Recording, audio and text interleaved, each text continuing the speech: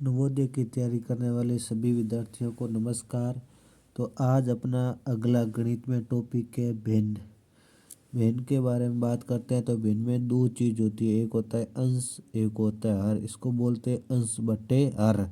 अब देखो भिन्न का निर्माण कैसे होता है, पहले ये समझते हैं। ये एक आकृति है, इस आकृति को 1 2 3 4 5 6 भागों में बांट लिया। 6 में से 2 भागों को छायांकित कर लिया। तो अपने को इस 2 भागों को 6 भागों में से 2 भागों को भिन्न के रूप में दर्शाना है। तो अपन लिखेंगे 2/6। कुल भाग कितने हो गए? 6। आ रहा है 6, ये कुल भाग है।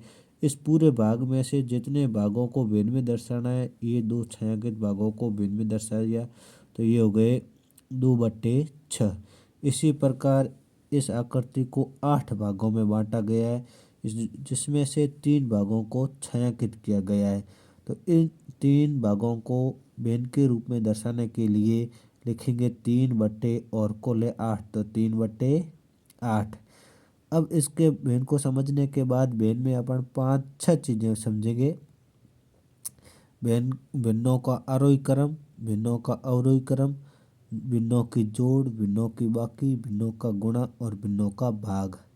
तो सबसे पहले आरोही क्रम और अवरोही क्रम के बारे में समझेंगे। तो अपने पास 2 प्रकार की भिन्न होती है, जिसमें एक में होता है अंश बराबर हो सभी के, और एक में होता है सभी के हर बराबर हो। अंश बटे हर, अगर सभी भिन्नों के हर बराबर है तो जिस भिन्न का अंश जितना बड़ा होगा वो भिन्न उतनी बड़ी होगी। लेकिन अगर भिन्नों के अंश बराबर है तो यहाँ पर उल्टा हो जाता है, जिस भिन्न का हर जितना छोटा होगा वह भिन्न उतनी ही बड़ी होगी।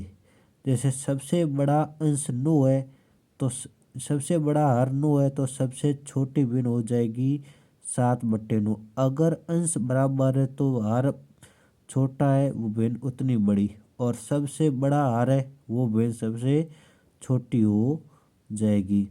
तो भिन्नों को, इन दोनों भिन्नों की श्रृंखलाओं को आरोही क्रम और अवरोही क्रम में समझने का प्रयास करते हैं। तो सबसे पहले अपन समझते हैं आरोही क्रम और उसके बाद समझेंगे अवरोही क्रम।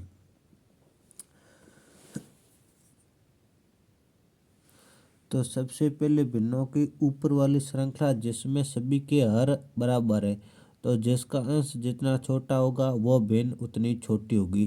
पहले समझते हैं आरोही क्रम कैसे कहते हैं और अवरोही क्रम कैसे कहते हैं। अगर भिन्नों की श्रृंखला को बढ़ते हुए क्रम में लिखे, सबसे पहले सबसे छोटी और सबसे लास्ट में सबसे बड़ी भिन्न, तो उसे कहते हैं आरोही क्रम। और अगर भिन्नों को घटते हुए क्रम में लिखे, सबसे बड़ी भिन्न सबसे पहले और सबसे छोटी भिन्न सबसे बाद में, तो उसे अवरोही क्रम कहते हैं। भिन्नों का बढ़ता क्रम आरोही क्रम और भिन्नों का घटता क्रम अवरोही क्रम। तो आरोही क्रम में सबसे पहले सबसे बड़ी भिन्न लिखेंगे।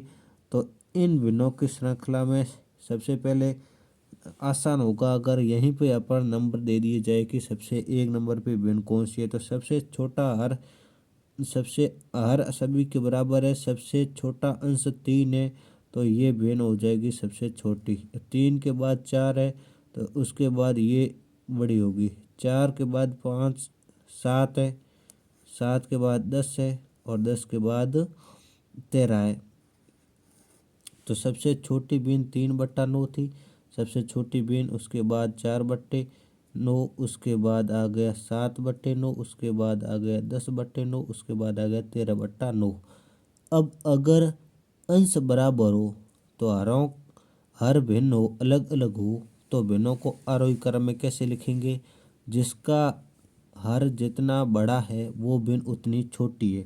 तो 7/9 सबसे छोटी भिन्न हो जाएगी क्योंकि इसका हर सबसे बड़ा है। इसके बाद 2 नंबर पे ये भिन्न आएगी, 3 नंबर पे आएगी, और सबसे छोटा अंश हर है वो सबसे बड़ी भिन्न हो जाएगी। तो इन दोनों श्रृंखलाओं का आरोही क्रम ये हो गया। वो अवरोही यानी घटते क्रम में, तो इन्हीं भिन्नों का उल्टा कर देना। कैसे करोगे? घटते क्रम में सबसे पहले सबसे बड़ी भिन्न लिखनी है, तो 13/9, 10/9, 7/9, 4/9 और 3/9। ये भी श्रृंखला उल्टी चलेगी। 7/2, 7/5, 7/6 और 7/9। इसके बाद हम भिन्नों की जोड़, बाकी, गुणा और भाग, ये चारों बात सामान्य तरीके से सीखेंगे और अगले वीडियो में इनको विस्तार से समझेंगे। तो सबसे पहले अपन समझते हैं भिन्नों की जोड़। जोड़ में क्या है, यहाँ पर दो भिन्नें दी गई है आपको, एक तो है 3/4 और एक है 5/3।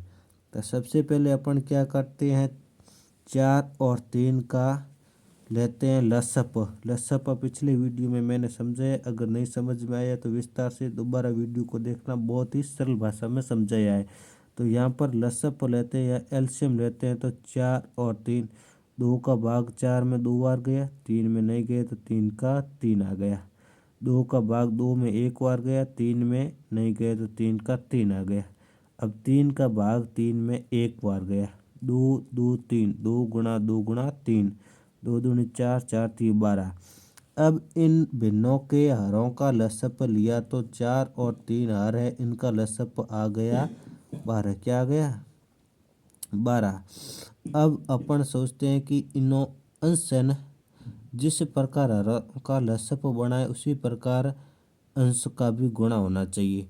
तो 4 को 12 बनाने के लिए 3 से गुणा किया, 4 को 12 बनाने के लिए किससे गुणा किया, 3 से, और 3 को 12 बनाने के लिए 4 से गुणा किया। अब जिस प्रकार ये हर गुणा हुआ उसी प्रकार अंश को भी गुणा करेंगे। ये 4 से गुणा हुआ तो ये भी 4 से गुणा होगा। अब 3 6 3 3 9 और 5 गुणा 4 है तो 5 चौक 20, 20 और 9 हो गए 29/12।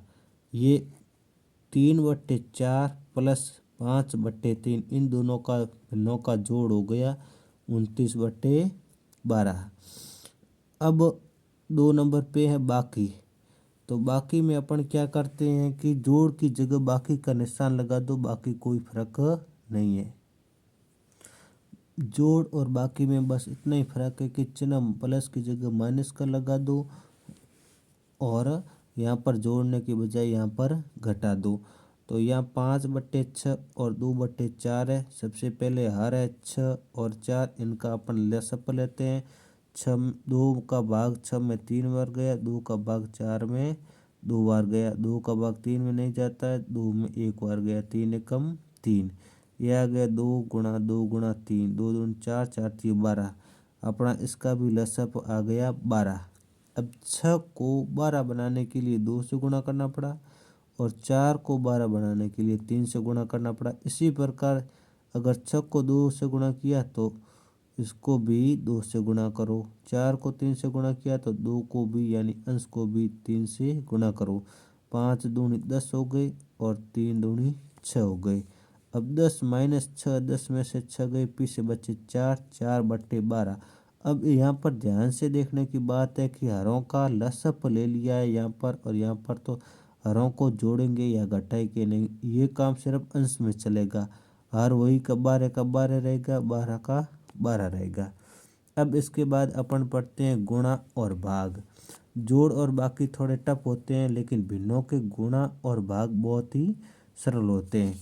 गुणा में क्या करना पड़ता है कि अपने को ऊपर वाली संख्या को ऊपर वाली से और नीचे वाली संख्या को नीचे से गुणा कर देते हैं। जैसे 5 गुणा 7 और 2 गुणा 2, भिन्न 5/2 गुणा 7/4, लेकिन 7 पंजे 35 और 4 दूनी 8, इतना सरल है। 2 नंबर पे देखते हैं अपने भाग। तो भाग में क्या करते हैं, अगली भिन्न होती है नंबर 1, ये तो सेम की सेम रहेगी, और 2 नंबर वाली भिन्न भाग की जगह गुणा का निशान लगाकर पिछली भिन्न को कर देते हैं उल्टा। 5/2 गुणा 4/7, यहाँ पर 7 ऊपर था, यहाँ पर 7 नीचे आ गया, 4 नीचे था, 4 ऊपर चला गया। गुणा भाग की जगह गुणा का निशान लगाकर पीछे वाली संख्या भिन्न को पलटी कर दो।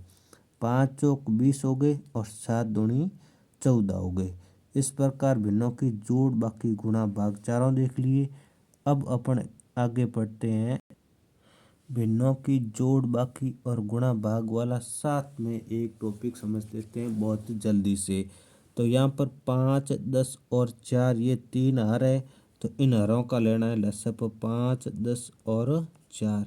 सबसे पहले 2 का भाग देंगे, 5 में नहीं गया, 10 में 5 बार गया, 4 में 2 बार गया। 2 का भाग देंगे, 5 में नहीं गया, 5 में नहीं गया, 2 में 1 बार देंगे और 5 का भाग 1 बार, 1 बार, 1 बार।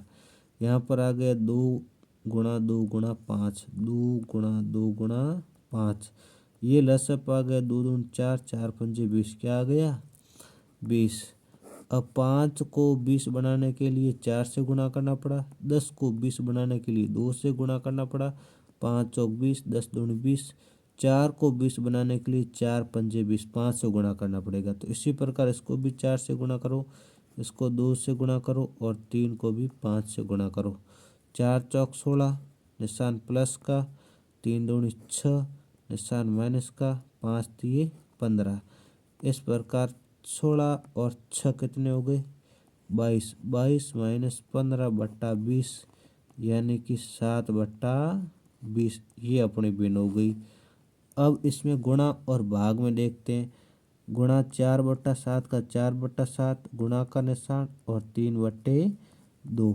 यहाँ पर भाग की जगह गुणा कर को अगली पिछली संख्या को, पिछली भिन्न को उल्टा कर दो। 1/5 का कर दो 5/1। अब गुणा करना है ऊपर वाली संख्याओं को ऊपर से और नीचे वाली संख्याओं को नीचे से। 4 3 12 और 12 पंजे 60, 7 दूनी 14, 14 एकम 14।